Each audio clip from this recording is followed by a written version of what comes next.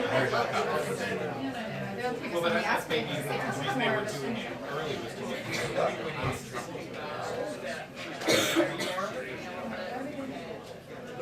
because they've done like crazier things already. I hope we get to quick focus.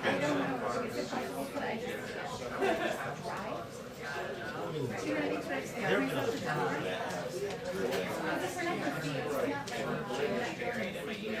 I mean, sure, but like, I think there have been other people who kind of opt into the role. Yeah. When are they saying you have to get on? Like now. Wasn't it a potential? No, I mean, I just checked with Amanda, and she's saying, yeah, maybe we should like have somebody I would check show that. up. So, give me your question.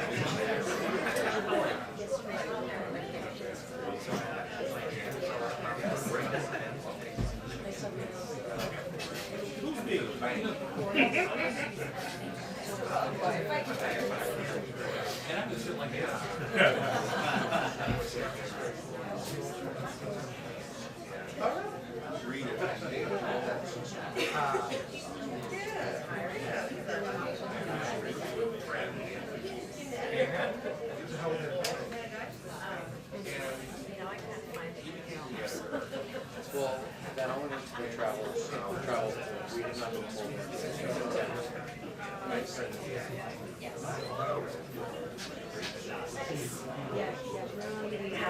Minute warning on everything.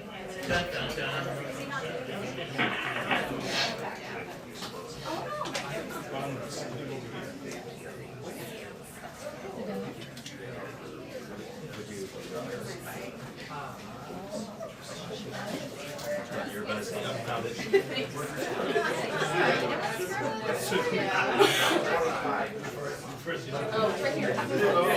It might be entangled on something. Why you think Sorry guys. We also drop for cash, but I'm keeping that. I'll take those.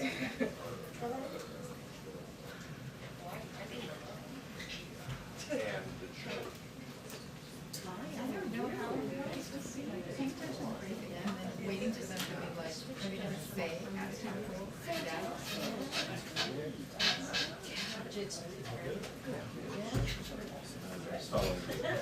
You're following me. Following you. I need to go grab my bag. Super pro. Hi, I'm Jackie. Hi, Jackie. It's Friday. I personally can't wait to get nowhere. Hey, I like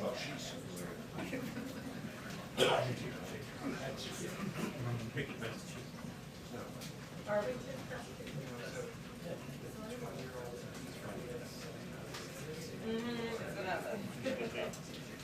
Oh, yeah.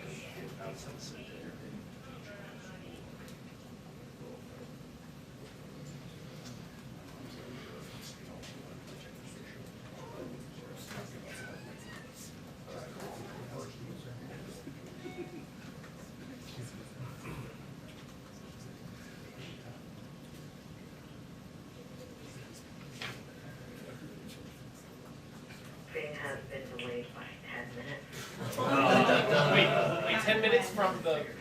10 minutes from the 2 minute or 2 minutes from now? What was the dream account? Right, who's got the over under? Well, this will make it easier for us to leave. Are they gonna say, you know, out of town? It's 12:41, who's drinking during this? I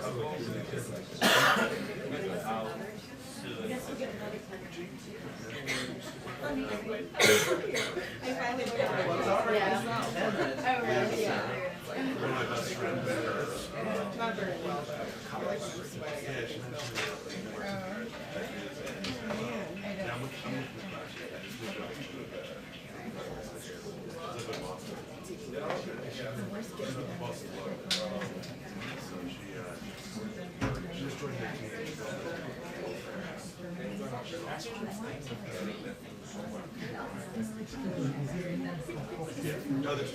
George, your turn first, you gotta leave this song. Words nobody's ever said. We were together. These are nighttime files. He usually does in from the studio and he does the his options. I haven't seen people in here. I also do Yeah, oh yeah, he's fine. He's on every night at midnight now. We move the show. Yeah. Oh, really? Should I tell him you said Jack. I don't have anything, but I can text him. No, I don't think he did. Yeah.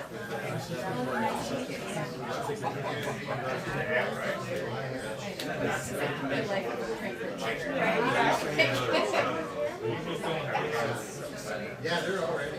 When you see Yeah. Oh, yeah, yeah.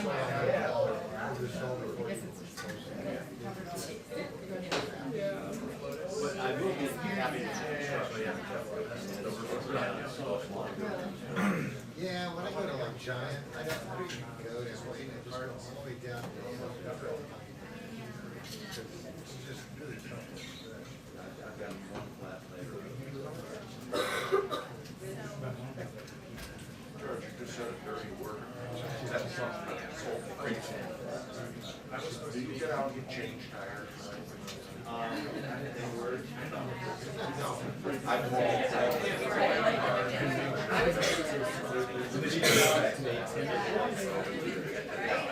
Stay on, just paid it yesterday. Both sides.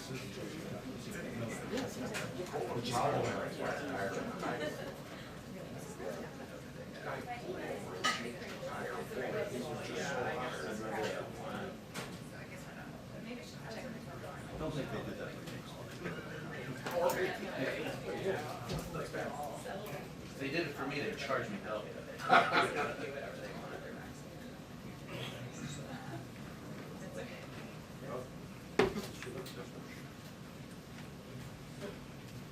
That's where I was.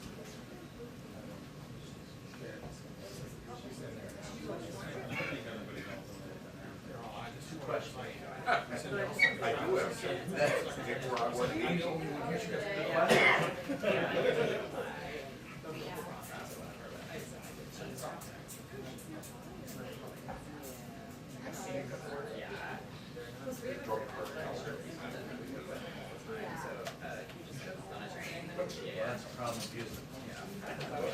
It's the use diplomatic problem. Foreign policy.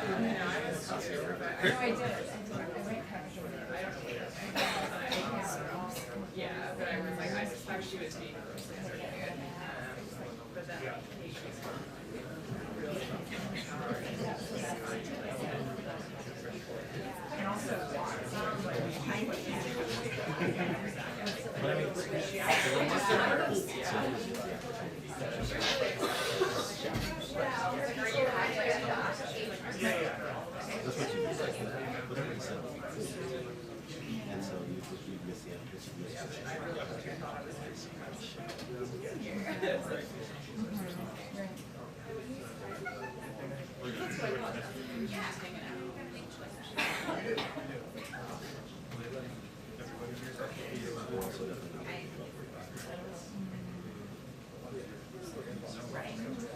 I don't get the email. Because, and then we did his job, so. Yeah. Okay.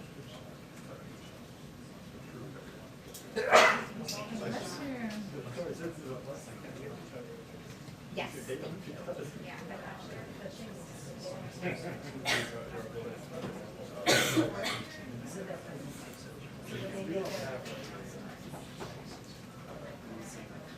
That's what I spent my time yesterday.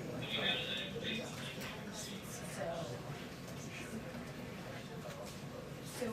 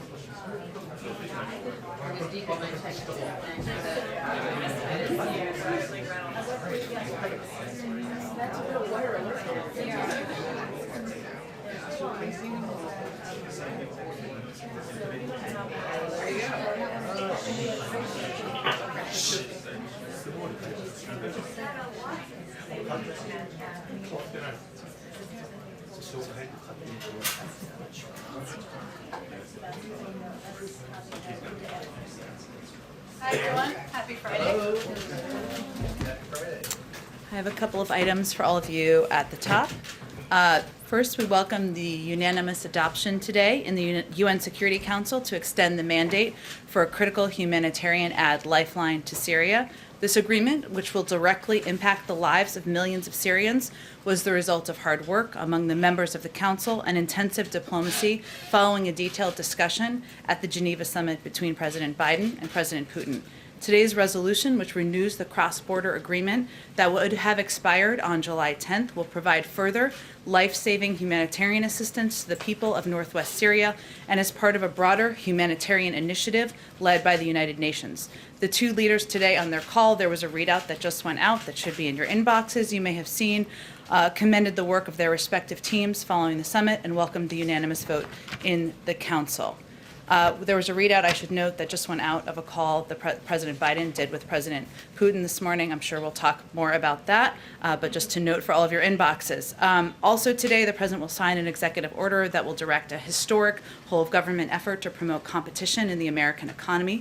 This effort has three goals: lower prices for consumers, higher wages for workers, and more innovation and economic growth. Lack of competition drives up prices for consumers. Barriers to competition also drive down wages for workers. When there are only a few employers in town, workers have less opportunity to bargain for a higher wage and to demand dignity and respect. In total, higher prices and lower wages caused by lack of competition are now estimated to cost the median American household $5,000 per year. So we want to work to address that. Competition is the engine of our economy, and this is just the beginning. We'll be back in the weeks ahead to update you on the progress we're making on this executive order and the concrete benefits we are delivering to the American people. I also wanted to provide a quick update for you on our work in Haiti.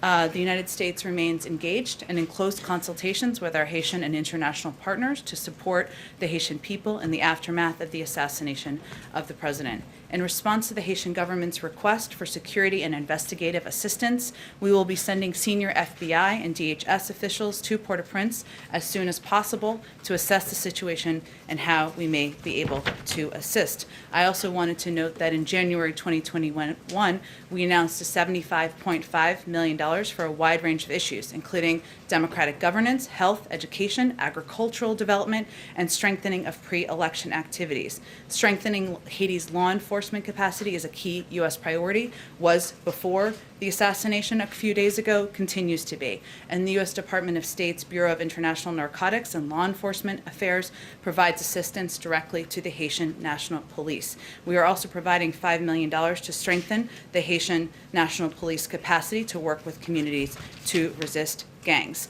I also wanted to remind you all that earlier this year, the Department of Homeland Security redesignated temporary protected status for Haiti for 18 months, something the Secretary announced in May and something we are working to implement. And finally, Haiti is one of the countries that will be receiving vaccines from the United States. We will be prepared to deliver those, hopefully as early as next week. Part of that is assessing what can happen with the airport and how we will be able to deliver these. Two other updates. One other update and the week ahead.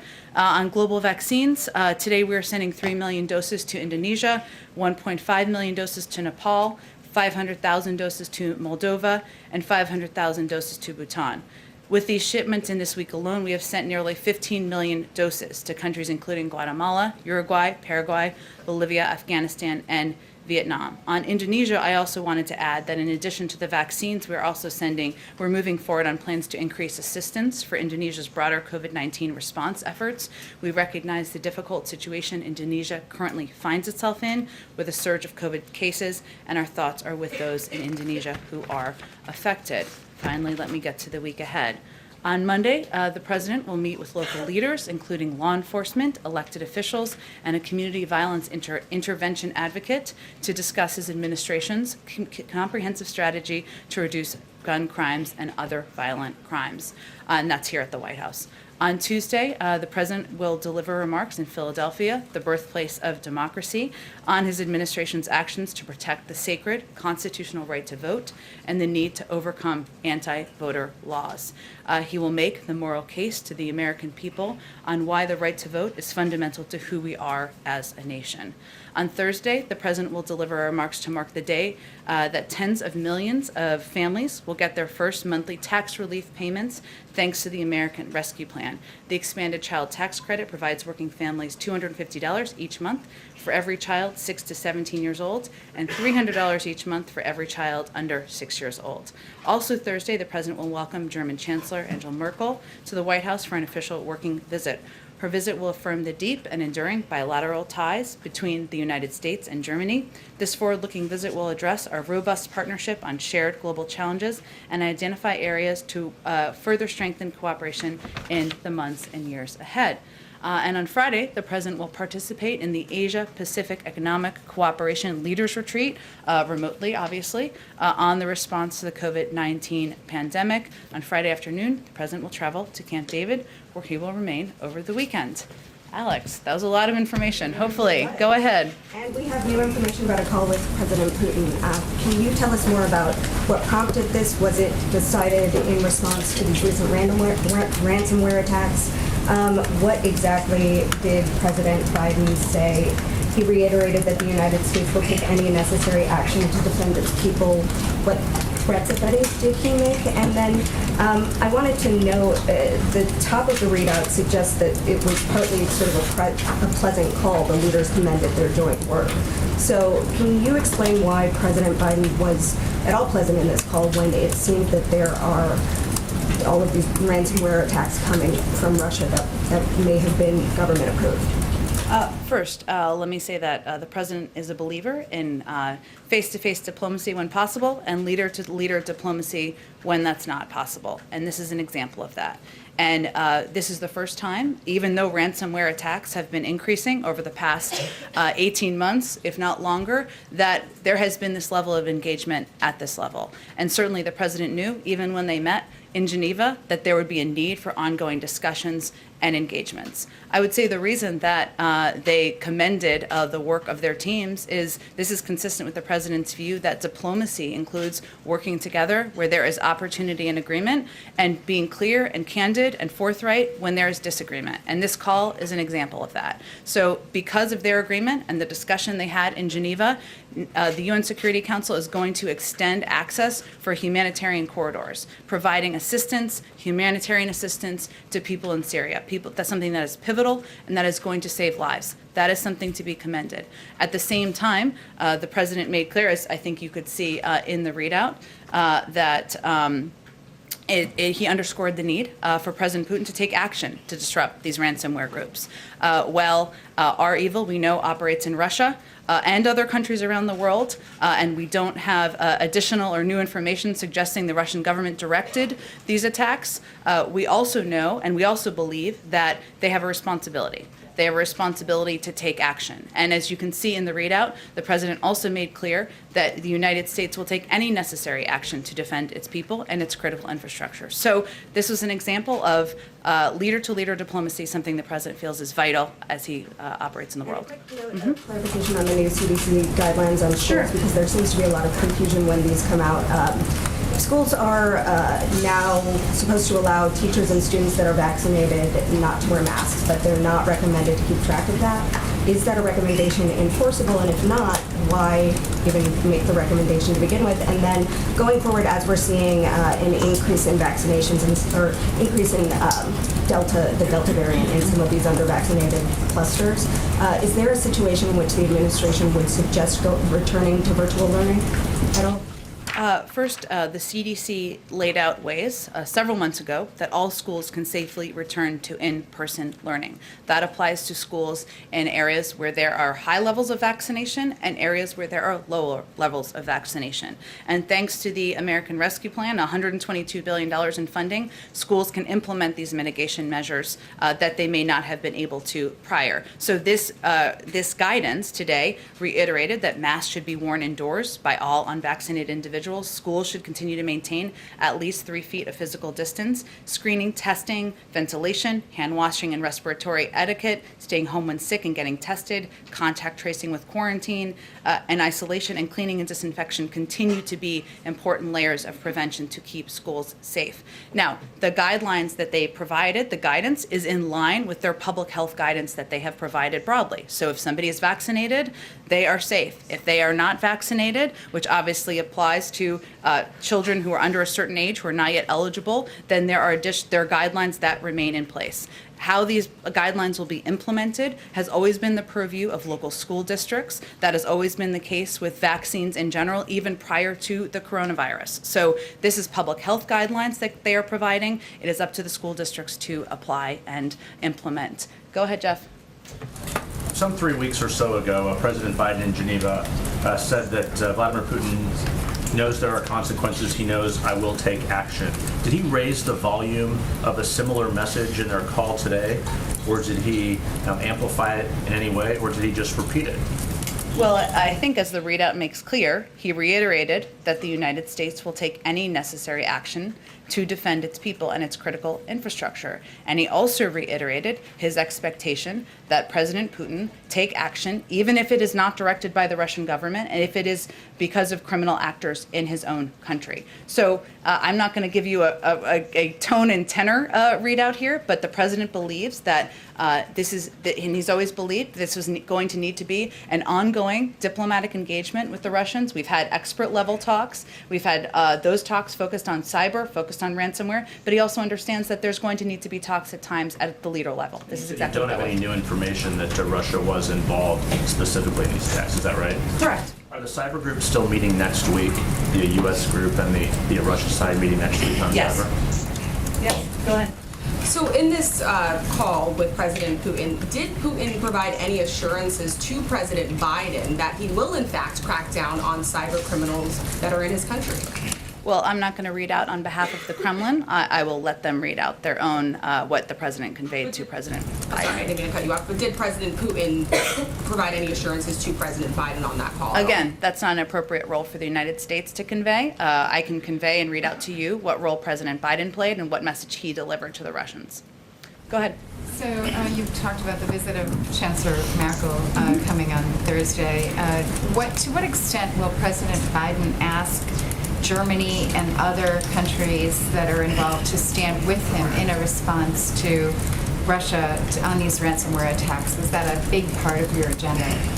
Well, I would say that it has long been, and it was back to the G7 and the meetings on the president's first foreign trip. Part of his message to other European leaders and partners was we need to stand together and work together to address the threat of ransomware, cyber attacks. It is not just an issue for the United States. It is an issue for a range of countries around the globe. In terms of what percentage of the meeting, I think we'll have more as we get closer to the meeting with Chancellor Merkel, but certainly I would expect that the rising threat of cyber and ransomware would be part of the agenda. I have one more on Germany and then another quick one. So on Germany, this one residual issue that is still to be addressed has to do with Nord Stream.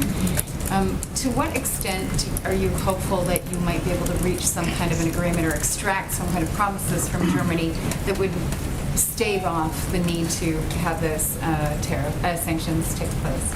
Take effect? It certainly will be a part of the discussion, and the president's, our view continues to be that it's a bad deal and one that has global issues involved in it, but I'm not going to predict for you what the outcome of the meeting will look like. Yeah. Real quick on Haiti. Yeah. So we have some reporting that there's investigation going on about the role that Haitian Americans may have played in that attack. Can you say a few words about your understanding of that? I understand you're sending to the FBI and DHS, and it may be a bit premature, but any readout now would be helpful. I don't have anything to update in that regard. Obviously, the investigation is being led by Haitian police forces on the ground. There have been some reports I think you're referencing, but I don't have any update beyond that. Would that be a serious concern for the White House if you found that there were, in fact, American citizens involved in this assassination? Well, certainly, but I'm not going to get ahead of where the investigation is going. It's ongoing. It's led by the Haitians on the ground. Go ahead, Kelly. Did the president, in his conversation with President Putin, expand on the list that he presented to him in Geneva about the types of critical infrastructure and parts of the U.S. economy that were off limits? Has the increase in ransomware informed his view on that to expand that? And should we interpret this call and the implicit warning in there again as a sign that the U.S. will act and act soon? Well, first I would say that, as you noted, the president did provide a list of critical infrastructure when he met with President Putin just a few weeks ago. He did that because, of course, an attack on critical infrastructure that would take out a swath of the American economy would have a significant national security impact. He did not provide that list to say if the attack is not on critical infrastructure, we're not going to take action. That was not the restriction he gave himself. And I think in this call today, he was making clear that, again, and reiterating again, that attacks by criminal groups by actors that may not be directed by the Russian government, you still have a responsibility. And in terms of actions, he made clear that he is going to take steps to defend the American people and our own infrastructure and our interests here in the United States. So while we're not going to preview operationally what that looks like or what he may decide to do, he did make clear that he reserves that option to take action. And do you think the president's intent in having this call and on this topic within the call was to send that signal that action could be imminent? I think his intent was to make clear and reiterate again that attacks by criminal groups, ransomware attacks by criminal groups on entities in the United States is not acceptable, and that we reserve the right to take action. Go ahead, Misha. Thank you. Did President Biden specifically ask about CASIA and the RNC hack in this phone call? And did Putin say he was investigating? Did he deny it? What was that conversation? Well, I'm still not going to read out what President Putin said, and I'm sure that the Kremlin will do their own readout of what he conveyed. I can tell you broadly that, of course, the ransomware attack that happened over the course of last weekend was a big focus, of course, of the call, which was clear in the readout that we provided. Again, I would reiterate on the RNC attack that the information we have to date is that that was on a third-party entity, and it's something the FBI is working with them on. We don't have additional information beyond that at this point in time. Did the president express when he would take this action? I'm just not going to have more to read out for you on operational details or specifics. Okay, and I have a question on Hunter Biden's artwork. Did the White House play any role in crafting the sales agreement with the New York Gallery to protect the purchasers or the ultimate purchaser's identity? Well, I can tell you that after careful consideration, a system has been established that allows for Hunter Biden to work in his profession within reasonable safeguards. Of course, he has the right to pursue an artistic career, just like any child of a president has the right to pursue a career. But all interactions regarding the selling of art and the setting of prices will be handled by a professional gallerist adhering to the highest industry standards. And any offer out of the normal course would be rejected out of hand. And the gallerist will not share information about buyers or prospective buyers, including their identities with Hunter Biden or the administration, which provides quite a level of protection and transparency. The gallery owner is a private citizen who might not be privy to who might have some interests in purchasing this artwork. Is the White House doing anything to work with the owner to make sure there's not impropriety there when it is ultimately sold? Well, I think it would be challenging for an anonymous person who we don't know and Hunter Biden doesn't know to have influence. So that's a protection. Go ahead. Thanks, Jen. On this call this morning with the Russian president, did President Biden discuss at all the Taliban delegation that was in Moscow yesterday? The focus of the call and the conversation, which I can tell you was about an hour long, was really primarily on these two topics. I can see if there was anything in addition that was raised, and I can follow up with you after the briefing. And then on the Afghan translators, does the president believe he has any executive authority to determine where these Afghan nationals await their visas? I know that the president said yesterday you guys are working closely with Congress. Want to know what that looks like. But in addition, does he have any influence on where they wait out this time period for their visas, as he similarly exercised with immigrants at the southern border by ending the Remain in Mexico policy? Well, it's a different program, obviously, which I know you're conveying. And what we are trying to determine is U.S. facilities and bases that are located in different parts of the world where we can house these brave and courageous individuals while their processing continues. So that's what we're determining. We have not made a final determination of that. We're trying to also protect, for security and operational reasons, what that may look like, even when a final determination is made. So I would see it as a different type of a program, and but those are the considerations. And it's already law, so we are in a position where we can make a decision to relocate individuals from Afghanistan to these third-party countries. And then on the vaccine, Pfizer requesting approval for a third shot from regulators. CDC, FDA said at this time you don't need a booster to be considered vaccinated. But what's the timeline that you guys are looking at on when that would be recommended, especially as it pertains to meeting vaccination requirements to forego things like masks? Well, first, and you referenced this, but just for others, the CDC and the FDA put out a pretty clear statement last night after the announcement by Pfizer, making clear that Americans who have been fully vaccinated do not need a booster shot at this time. I'd also note that they are constantly engaged in a rigorous process to consider when a booster might be necessary, but I can't make a prediction of that. That's going to be led by the data and by the science. But at this time, that is not a determination that they have made, and we wanted to make clear that that is not something that the American people need to plan for at this moment. Jen. Go ahead. I'm just going to jump around because I haven't gotten to a bunch of people in this room in a couple of days. Go ahead. Jen, a couple on Afghanistan, just to follow. Yesterday, the president said that he actually denied that the intelligence community had assessed that the Afghan government had collapsed. That conflicts with the reporting of the Journal and other news outlets that said that it collapsed within 6 months. Was he not briefed on that intelligence, or are you denying that that intelligence exists at all? Well, first I would say that we, of course, abide by the intelligence presented by our own intelligence community. But the way the question was answered and in part presented was whether it was inevitable. And the president does not believe that it is inevitable.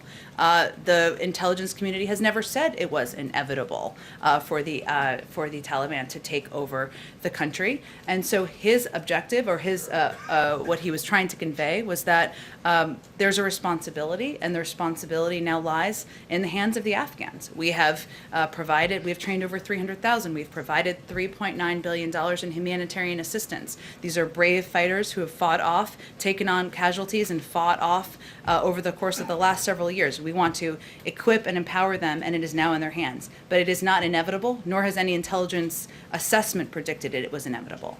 And just one more.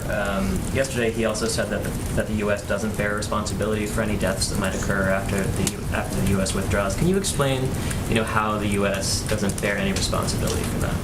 Well, I think what the president was conveying is that we are doing everything we can to equip, train, empower the Afghan National Security Forces, and we're going to continue to remain engaged, not just through the end of August, but then forward. But it is going to be up to them it is ultimately their job and responsibility now to demonstrate their capabilities and their will to defend their country. And that was what he was attempting to convey yesterday. Just really briefly on the competition executive order, was there any discussion about trying to accomplish those goals through legislation? And would that be the president's preferred approach over an executive order that could be overturned by his successor? Well, there's certainly value in legislation. It makes it more permanent, so there's no question about that. But the president is going to continue to use authorities that every president before him has had. Executive actions, which allow him to take actions to make industries more competitive, to bring relief to consumers and the American people. So I'm not going to rule out future legislative discussions with Congress should they want to pursue them, but these are actions he could take that could have a huge immediate impact on the American people. Go ahead in the middle.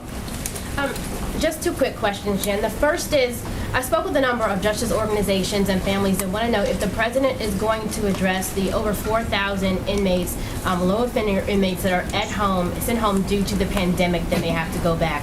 They're saying that they want to know, is he going to make a statement? How is he going to address it? And is he willing to find a way to keep them home, whether that's granting clemency or ordering the DOJ to go back and revisit that memo that was done under the Trump administration?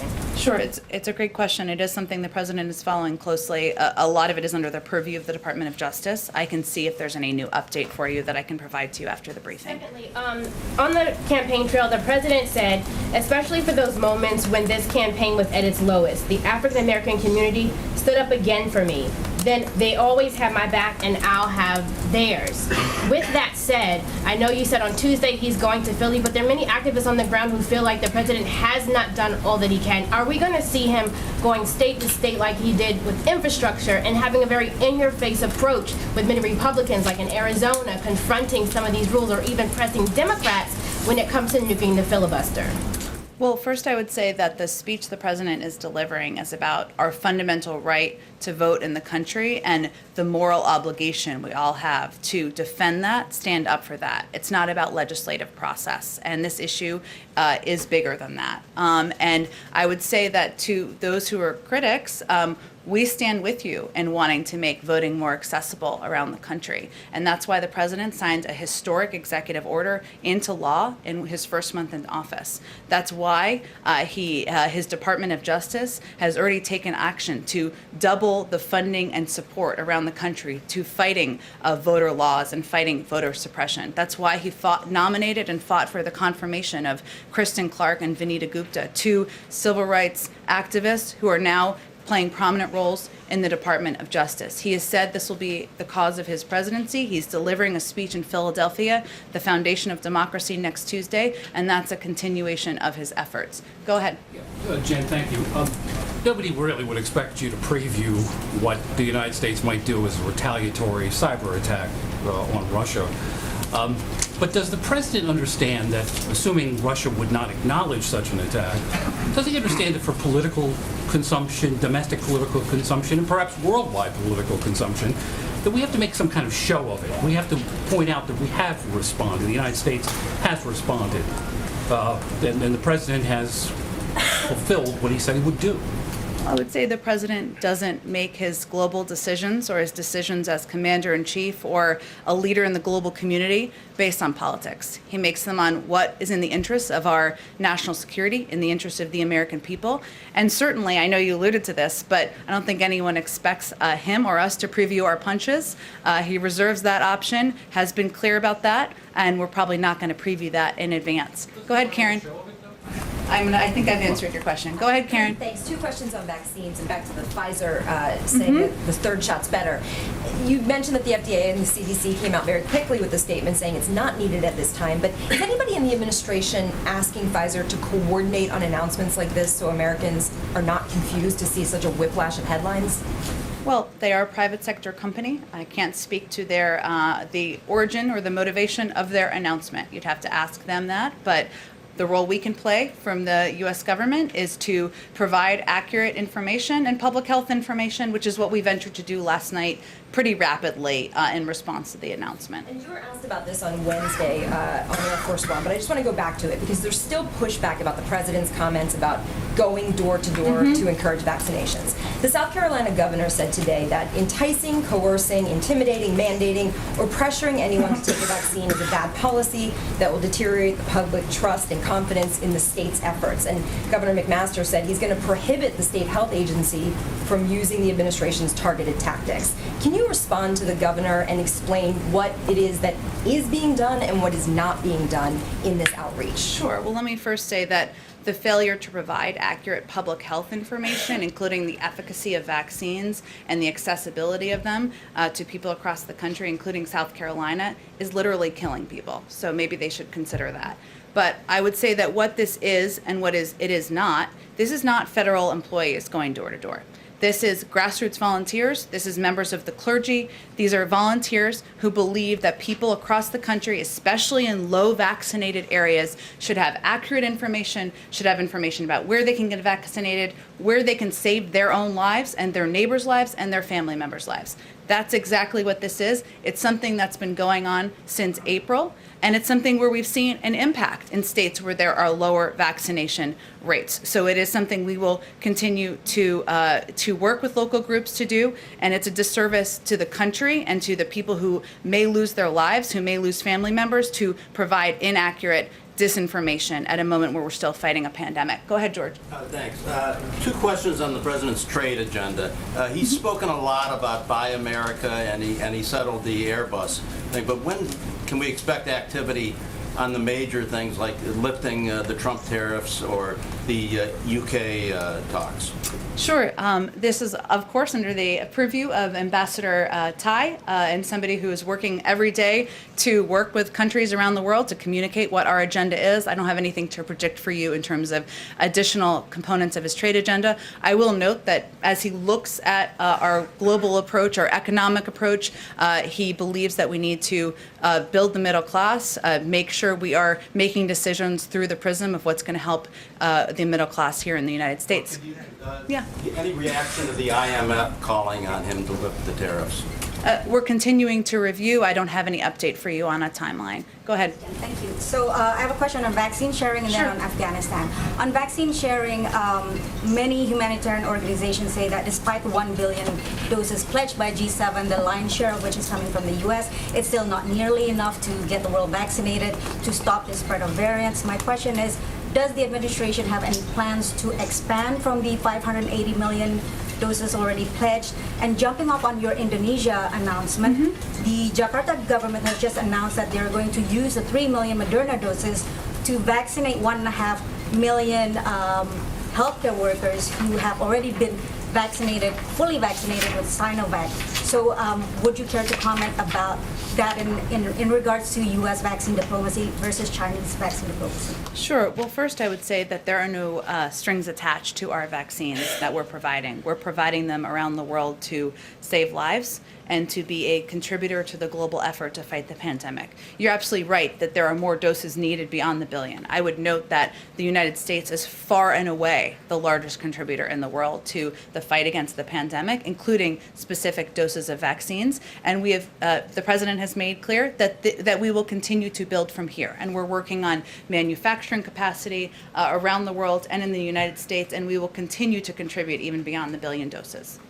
Afghanistan, the Taliban has captured a key border crossing with Iran today, a move that's designed to choke the Kabul government economically. So if the Taliban continues to make military gains to push the Kabul government towards collapse, at what point would the president reconsider his strike policy to include airstrikes on the Taliban rather than just ISIS and Al-Qaeda? Well, I'm not going to predict an outcome that we are certainly working to with the Afghan National Security Forces to push against. I can reiterate, of course, why the president made the decision he made based on a clear-eyed assessment of what the impact could be. But at this point in time, what our focus is on is ensuring we are bringing our servicemen and women home from Afghanistan on the timeline he outlined yesterday, that we are spreading our counterterrorism capacity out to parts of the world where we see the biggest threats beyond Afghanistan, that we are continuing to work to empower, equip, train, support financially the Afghan National Security Forces. Go ahead. Thank you, Jen. We're almost halfway through the 90-day period that the White House has set for the U.S. intelligence community to redouble its efforts and analyze information about the origin of COVID-19. Is the president receiving, or has the president received any update on that program? I don't have any updates to provide to all of you, but go ahead. Thank you. And then second question, delegates of the National Education Association, they approved a measure last week calling for support of, quote, the implementation of culturally responsive education, critical race theory, and ethnic studies curriculum in pre-K through 12 and higher education. The president is obviously a big fan of education. The First Lady is a teacher. She's a union teacher. I'm wondering, what are the president's thoughts on anti-racism curriculum in the classroom? Well, the president believes that in our history, there are many dark moments, and there is not just slavery and racism in our history, there is systemic racism that is still impacting society today. And he believes, as I believe, as a parent of children, that kids should learn about our history. So as the spouse of an educator and as somebody who continues to believe that children should learn not just the good, but also the challenging in our history. And that's part of what we're talking about here, even as it's become politically charged. Thank you, Jen. Thank you. Go ahead. I just want to follow up on something you said about Pfizer before. You said this is a private sector company. Yeah. It's a company that's gotten billions of dollars from the federal government, and it's a key part of probably the most important effort you're working on right now. Mm-hmm. Given that, is it still not appropriate to coordinate on messaging that might confuse people? Well, again, the role we can play is to determine how we communicate from the federal government and how we communicate accurate public health information to the American people. And that's what we ventured to do as quickly as possible last night after the statement came out. Go ahead, Jen. Just on the EO that the president is about to sign, we've seen some of the business groups that, while not often the allies of Democrats have been, especially around the infrastructure deal, groups like the Chamber of Commerce, expressing concern that government is just kind of inserting itself too much into business dealings. The National Association of Manufacturers saying their solutions in search of a problem, and threaten to undo progress by undermining free markets and premised on the false notion our workers are not positioned for success. And more broadly, are you just concerned about the reaction coming from industry that they will try to push back on this, that there will likely be lawsuits and all kinds of other things that could bog down this, and how are you planning to respond to all of that? Well, there may be, but I think the role and the president's role is to focus on what's in the interest of American consumers. And his view is that when you have a lack of competition that's driving up prices for consumers, driving down wages for workers, a lack of competition that is costing the median American household $5,000 per year, that as the President of the United States, somebody who represents middle-class Americans across the country, he has a responsibility to act. We understand some may be opposed to that, and that's okay. It's a free country. Go ahead. Go ahead, very quickly, Brian. Thank you. The follow-up to that is, you said in the statement today that he's going to take decisive action against consolidation in a lot of industries. Does that include the media industry? I mean, we suffer consolidation more than any other. So is your administration going to break up the large media conglomerates? I don't have anything to predict or preview for you on that front. Go ahead. I'm from a large media conglomerate. Okay. Jen, a question. Yeah. A question on Haiti. Nothing crazy's happening. The pool has to gather. Go ahead. A question on Haiti. Yeah. How will the arrest of 2 Americans affect the assistance that the FBI and DHS provides to Haitian authorities? Our assistance is to help the people of Haiti and to help them get through what is a very challenging time and has long been even before the assassination of the president.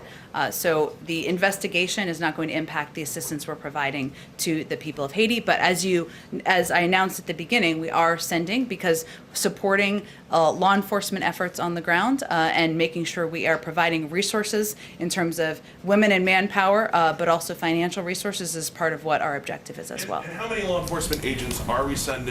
And have there been any requests for any additional aid from the U.S., either from the State Department or another agency? Well, this action was in response to a specific request, so that's what it exactly was. I don't have a specific number. I can check and see if there's something more specific we can provide to you. Go ahead, Eugene. Is the Biden administration considering easing travel restrictions to allow vaccinated people into the U.S.? The CDC has already said that it's safe to travel. I've done it. A lot of us have done it. If you're fully vaccinated. There's an ongoing process, which I know is to the frustration of many, which includes working groups with countries so that we can communicate about and share information about what the criteria will be for easing these travel restrictions. We certainly want to ensure families are reunited, people can travel as you have, as you said, but I don't have anything to predict in terms of the timeline there.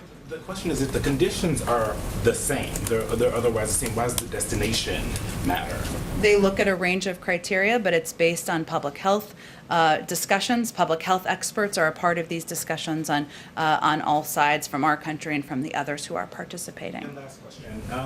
In May, the administration came out in support of the TRIPS waiver, which would make vaccines more available around the world by waiving the IP protections. Angela Merkel will be here next Thursday. Germany is against the TRIPS waiver, and I think it has to be unanimous. Is that on the agenda for President Biden to talk to her about that? He is a strong proponent of it. It's one tool in our toolbox. There are a number of others, including increasing manufacturing. Obviously, we've already made an announcement about the number of doses, 500 million we're sharing around the world, and we've already started implementing them. I know it sounds like there's a lot of interest in what will be on the agenda. Let me see if there's more about the agenda for the meeting with the German Chancellor to predict. Let me go all the way to go ahead in the middle. Go in the middle. Thanks, Jen. Just 2 quick questions. First, on voting rights, is the speech next week in Pennsylvania, is it like a one-off speech, or is the president going to sort of consistently start to deliver speeches and have events publicly on this issue? Well, he just had a meeting with civil rights leaders yesterday, and we provided a readout of that. So I can't predict for you what the schedule will look like beyond next Tuesday, but this is an opportunity to go to the birthplace of democracy to make the case for the moral imperative of making voting more accessible to people across the country. Just quickly, it's been several months since Neera Tanden was withdrawn as the nominee to lead OMB. Is there an update on the timeline for when the president might nominate a full-time nominee to lead that department? There, I do not have a timeline update for you. Go ahead. Thanks, Jen. As you probably have noticed, gas prices are up considerably right now all across the U.S. The average price of gasoline is $3.14. In fact, gas prices are up 40% since the very beginning of the year. What is your message to motorists out there in the country that are concerned about how much it costs to get to work every day, how it's really impacting their family budgets?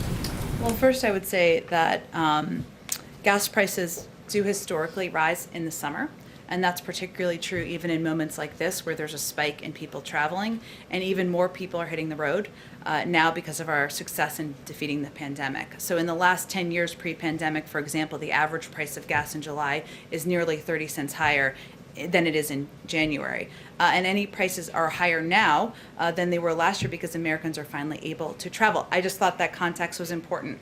As it relates to, but the president is quite focused on ensuring that we are doing everything we can to keep prices low to keep the cost of living low for the American people, including the cost of gas. That's why he was vehemently against a gas tax, why he was against a vehicle mileage tax. We are not a party of OPEC, as you know. We are engaged with a number of countries in part because we want to ensure that we are remaining abreast of what is happening in those discussions as well, because that will have an impact. But his direct message to the American people is that he is going to work, just as he worked to get the virus under control, he's going to create jobs. He's going to work to ensure we are doing everything we can to keep the gas price low. Would releasing oil from the SPR have any impact? Is that a consideration of the administration? I don't have anything to predict on that front. Sure, go ahead. Thanks, Jen. As a candidate, President Biden said, and I'm quoting, quote, I've never spoken to my son about his overseas business dealings, but recently photographs and documents have called that into question. In 2015, President Biden, as vice president, met at Cafe Milano with his son's Ukrainian, Russian, and Kazakhstani business associates one day before a Burisma executive thanked the first son for the opportunity to meet his father. And also in 2015, as vice president, the president hosted at the Naval Observatory Mexican business associates of Hunter Biden before Hunter Biden emailed these associates from Air Force 2 the next year going to Mexico. So I have kind of a two-part question. Was President Biden indeed unaware that his son was pursuing business opportunities with these people he met? And also, according to recent reporting, the first son still has a stake in a Chinese investment company. When is he going to unload that?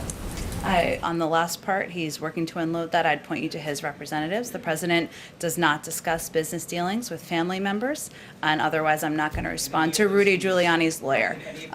Go ahead in the back. Go ahead. Go ahead. Thanks, Jen. I wanted to ask you about the executive order that the president's going to sign on competition. Most of that executive order to me looks like it would be done through regulation at the agencies. Yeah. And he's directing a whole bunch of different rulemakings. Can you talk about, so the office inside OMB that handles regulation still has no director or administrator, I believe is the title. Can you talk about how the coordination is going to go to get this all out the door and make sure that it's, cross the T's, dot the I's without someone in that job that would traditionally do that? Sure. Well, first I would say that OMB is one of the agencies in the federal government that is also staffed by talented men and women from the career service, and they can help make sure we are continuing to function and implement government actions, and that continues to be the case in this regard. As you noted, the order includes several actions that agencies would take, which those actions would be implemented within agencies. Even independent agencies, of course, will make their own decisions. So this order is encouraging independent agencies to take certain actions even as they make those decisions. But the federal government is designed in a way so that we can function from administration to administration even as individuals need to be nominated and confirmed, and that is certainly the case in this regard as well. All right, let's see. Go ahead, Nikki. Go ahead. So, since Tampa won the Stanley Cup, what is President Biden... All right. I wasn't on my bingo card today, but that's fine. Well, we'll segue. Yep. What is President Biden receiving from Prime Minister Trudeau? Because I know that there's a bet out there. And then when are we going to see the Lightning or other sort of bigger events start happening again at the White House? Soon. We've already started to have events, as you all know. We've had some over the course of the last few weeks. We've already welcomed one sports team here to the White House, and there will be more to come. I don't have a prediction of the timeline, but we are starting to schedule and plan those events for the coming months. Do you know the winnings? Like, what is the president getting from the prime minister? I don't have an update on that specifically, but we can see if there's more detail to share. Why don't we go all the way in the back? Thanks, Jen. Can you give us an update on the nuclear talks in Vienna? Will we have a 7th round of talks? Sorry, I didn't hear the Nuclear last talks part. in Vienna. The Yes. Nuclear talks. Would we have a 7th round of talks? That is certainly the intention, but I don't have any update on the timeline of those. Go ahead, next to you. Thank you very much, Jen. On China, is White House planning to hold another phone call with Chinese leader Xi? And at the G20 summit in October, is President Biden willing to hold a summit with Xi on the sidelines? I know the G20 summit is coming up right around Halloween, but that is quite some time from now in terms of the planning and what other events may or may not be around it. Certainly, we are in touch at a very high level with Chinese leaders in terms of an upcoming call with President Xi. I don't have anything to predict on that front. Why don't we go all the way? I'm just trying to get all the way to the back because I'm not great at doing that. Go all the way in the, yeah, go ahead. Go ahead. Thank you, Jen. On the competition policy executive order, Yep. Are there any additional steps that have already been taken, like at the interagency level, so that we're going to see a proposed rule from the Department of Transportation on airline fees or something next Tuesday? How much of this is sort of pre-staged versus starting at the beginning of the process? Well, where appropriate with agencies that are, of course, not independent agencies that we've been working closely with, we have been working with them to develop policies and do that in alignment. The timing of proposed rules, I would point you to each agency. Obviously, as you know, that takes some time depending on the complication of the rule, but we develop this through an interagency process where appropriate, and there is, of course, broad support for the competition agenda in the administration. Can I also ask, because there was the Bipartisan Policy Center had a report the other day on the debt limit. Treasury has been unclear on when exactly the X date will arrive. Is the president going to be pushing Congress to raise the debt limit or suspend it again before they leave for the August recess in the early August? I think the president certainly expects that Congress will take steps, as they have 3 times during the prior administration, to raise the debt limit. All right, I think we have to wrap up because I think you have to. We're going to move to the president's remarks. Thank you, everyone. Have a wonderful weekend.